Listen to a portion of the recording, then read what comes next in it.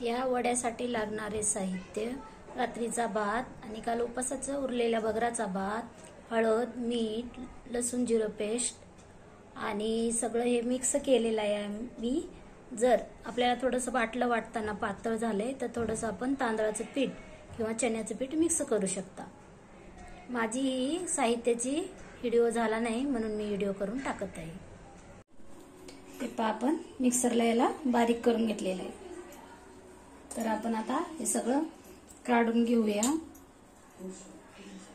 आणि याचे छान वडे बनवून तळून घेऊया.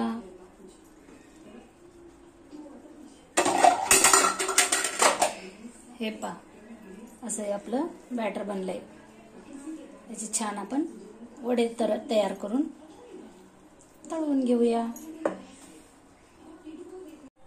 चला तर मग आपण असा हाताला तेल लावून घेऊया आणि आपला जो हा तयार झालेला बॅटर आहे याचा असा गोळा बनवून घेऊया छानपैकी आणि याला असं गोल पाडून तयार करून घेऊया. ही अशी आपली वडे तयार करून इकडे आपण कढईमध्ये तेल ठेवले गरम करायला.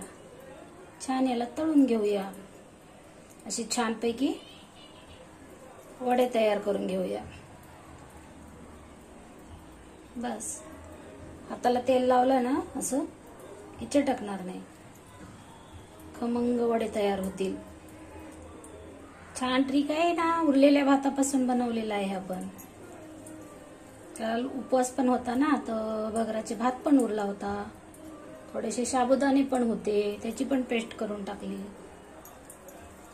मस्त खमंग असे कुरकुरीत वडे तयार होतील. असं बनवायचं मस्त. हे बघा, आपले असे छानपैकी वडे तयार झालेले. हे पहा, आपण अशी छान वडे तयार करून घेतलेले आहेत. हे बघा, यात आपण तळून घेत आहोत. याला थोडंसं लालसर तळून घ्यायचं. हे पहा, किती छान झालेत आपले वडे. आहे ना उरलेल्या भातापासून बनवलेली रेसिपी. आवडली तर लाईक करा, शेअर करा, सबस्क्राईब करा. जास्तीत जास्त लोकांपर्यंत म्हणजे माझी रेसिपी पोहोचेल.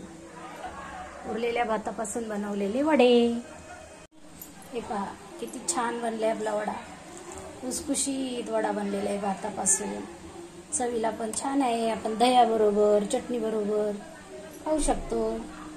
दही आणि वडा अप्रतिम लागेल. हे पहा, आपले वडे असे बनत आहेत. चला तर मग आपण आता तेलात वडे सोडून घेऊया. हाताला चटका लागू शकतो म्हणून आपण असा घेतला ना, असा हळू साईडनं सोडायचा. अप्रतिम वडे होतात.